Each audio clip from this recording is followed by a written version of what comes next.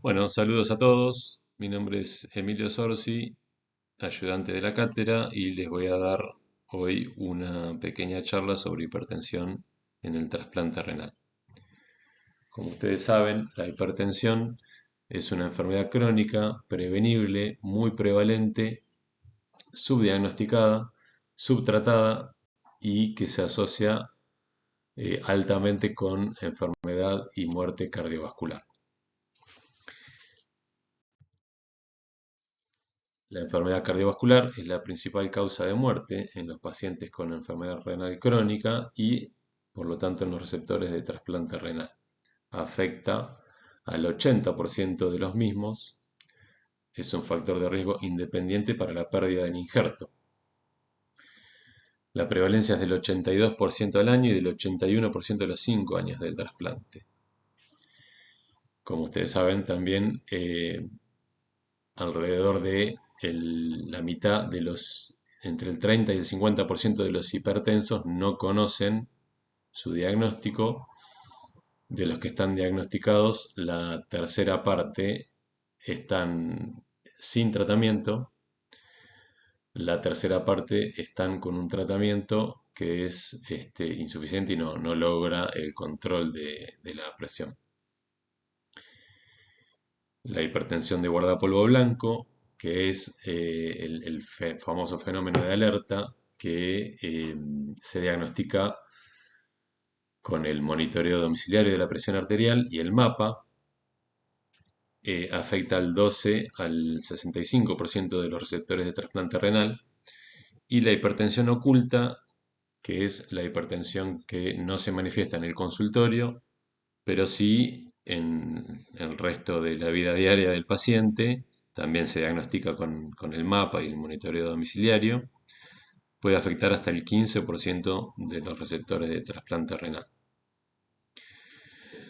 De acá se desprende la necesidad imperiosa de tomarle la presión a todos los pacientes en todas las oportunidades que se pueda, ¿no? En la consulta médica y en los controles de salud.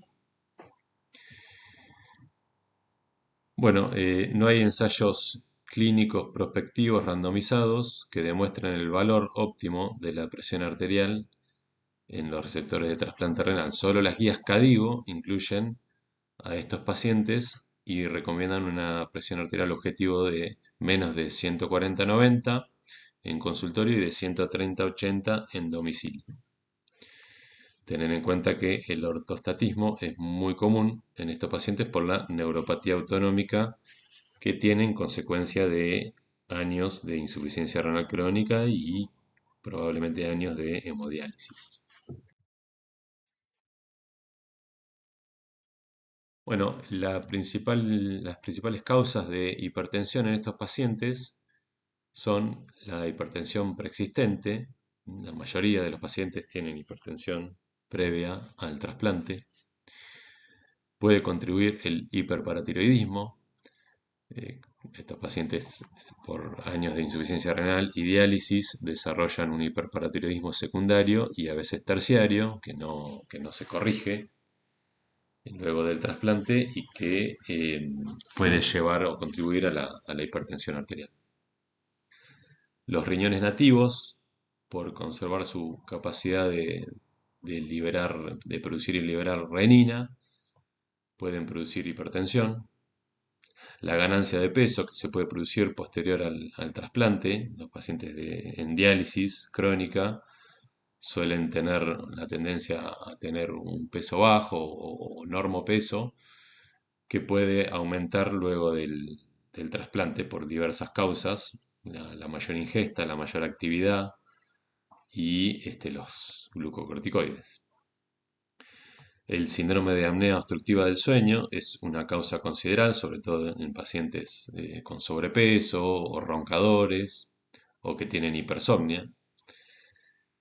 La sobrecarga de volumen que se produce en los primeros días del posoperatorio. A estos pacientes se les realiza una fluidoterapia intensa para estimular el flujo sanguíneo renal y que el injerto recupere su función lo antes posible. El rechazo del injerto, tanto el agudo como el crónico, por insuficiencia renal, se asocian a hipertensión. Una causa no muy prevalente, pero que hay que considerar y que sospechar, es la estenosis de la arteria renal del injerto, situación que se puede dar en el 1 a 7% de los casos. El uso de las drogas inmunosupresoras, los glucocorticoides, los anticalcinurínicos, los inhibidores de mTOR, pueden asociarse a hipertensión, sobre todo los anticalcinurínicos por vasoconstricción y retención hídrica. El retardo en la recuperación del injerto, que ocurre en las primeras semanas del injerto renal. La falta de adherencia al tratamiento. Estos pacientes suelen tener una importante polifarmacia entre inmunosupresores, antihipertensivos, vitaminas, suplementos, profilaxis antibiótica, profilaxis antiviral. Bueno, hay que tener en cuenta esa situación. Y también las características del donante en cuanto a la edad avanzada del donante, si son donantes de sexo femenino, que hayan sido hipertensos, la creatinina que venían teniendo en los días previos a la ablación y la calidad en general del injerto. ¿Qué factores hay que evaluar ante estos pacientes hipertensos? Bueno, en primer término la adherencia. Como les mencioné hace un ratito, es importante evaluar que estén tomando la medicación en tiempo y forma, en dosis. No solamente la medicación antihipertensiva, sino el resto de la medicación. Hay que tener en cuenta los costos, hay que tener en cuenta los efectos adversos de la medicación. Es importante monitorizar los niveles séricos de drogas inmunosupresoras. A veces los niveles séricos están elevados y eso puede asociarse a hipertensión, situación que hay que corregir. El uso de otras drogas, como antiinflamatorios no esteroides, descongestivos nasales, cualquier droga simpático-mimética, cafeína, drogas de abuso, sobre todo la cocaína, los antimigrañosos, toda esa medicación que el paciente puede usar incluso sin previa consulta médica, puede afectar a su hipertensión. Evaluar también la posible compresión externa del injerto por un hematoma, un urinoma o el linfocele. Esto lo hacemos con imágenes, con ecografía o tomografía en caso de ser necesario. Y la posibilidad de la estenosis de la arteria renal. Esto generalmente lo evaluamos en primera medida con un ecodoppler color del injerto renal, de las arterias renales.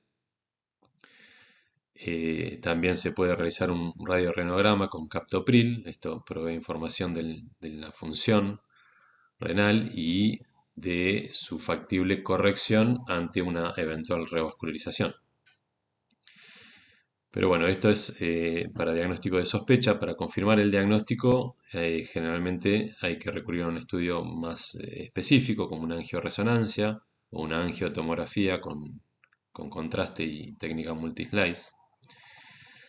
La angiografía renal es el gold estándar de diagnóstico, pero generalmente se reserva cuando hay una alta sospecha y se tiene la intención de en el mismo procedimiento hacer una revascularización, que es el tratamiento de elección en estos pacientes, y se debe indicar en los pacientes que tienen un deterioro progresivo de la función renal, que tienen una hipertensión refractaria al tratamiento o recurren con edema agudo de pulmón e insuficiencia cardíaca descompensada. Las complicaciones de la angioplastía son la trombosis, la disección de la arteria y la restenosis, que puede ocurrir en hasta el 50% de los casos. Bueno, en cuanto al tratamiento, no hay un fármaco ideal para los receptores de trasplante renal, tampoco hay estudios eh, con alta cantidad de pacientes que nos den una información de calidad. El tratamiento generalmente suele ser la continuación del tratamiento previo y como en el resto de los pacientes hipertensos hay que elegir el tratamiento en base al filtrado glomerular, a si hay o no proteinuria y la cantidad de proteinuria que hay, a el hecho de que haya otros factores de riesgo cardiovascular y otras comorbilidades como arritmias, como cardiopatía isquémica, obesidad, dislipemia. La restricción de la ingesta de sal es muy importante. Una dieta saludable, el ejercicio físico regular, el control del peso corporal son las medidas no farmacológicas más importantes. En el caso de obesos mórbidos, eh, está indicada la cirugía bariátrica o incluso si son no mórbidos y tienen diabetes también. En el perioperatorio utilizamos diuréticos de asa, furosemida para controlar la sobrecarga de líquidos.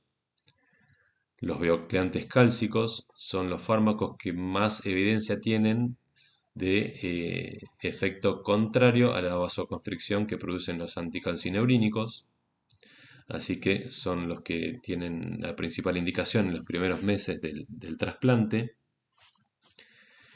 Los beta bloqueantes se pueden elegir en pacientes con insuficiencia cardíaca, con arritmias, con cardiopatía isquémica, considerar obviamente los efectos adversos, están contraindicados en bloqueos auriculoventriculares o bloqueos de conducción. Los IECA y los ARA2 no son superiores a los otros fármacos ni son superiores entre sí. Hay cierto riesgo de reducción del filtrado glomerular, de producción de anemia e hipercalemia, sobre todo en las primeras semanas del trasplante, por lo tanto hay que tener precaución. Pero por otro lado mejoran la proteinuria y la hipertrofia del ventrículo izquierdo. Si se recomiendan luego de los 3 meses del trasplante o antes si hay otra indicación. Siempre tener en cuenta la creatinina y el potasio y monitorizar esos parámetros en los días posteriores a su uso. Y menciono acá a las glifosinas que han mostrado beneficios en la enfermedad renal crónica, proteinuria e insuficiencia cardíaca congestiva. Obviamente estos fármacos no son antihipertensivos, pero se están usando cada vez más en los últimos tiempos. En cuanto al manejo de la inmunosupresión, eh, se puede o se debe intentar la reducción de la dosis de corticoides y anticalcinurínicos a la menor dosis eficaz para disminuir el efecto adverso de hipertensión y la conversión al uso de IMTOR puede mejorar el control. En el caso de usar estos fármacos, tener en cuenta que los bloqueantes cálcicos pueden llevar a mayor riesgo de edemas y proteinuria. Los inhibidores de la mTOR, sirolimus y everolimus, tienen efectos beneficiosos en la hipertrofia del ventrículo izquierdo, la disfunción endotelial, la ocurrencia de ateromatosis, mejoran la función renal, disminuyen la presión arterial y disminuyen el riesgo de disfunción crónica del injerto y la ocurrencia de tumores, problema muy importante en estos pacientes. Pero tienen efectos adversos de dislipidemia, ocurrencia de proteinuria, diabetes, edemas y neumonitis que puede llevar a la suspensión del tratamiento.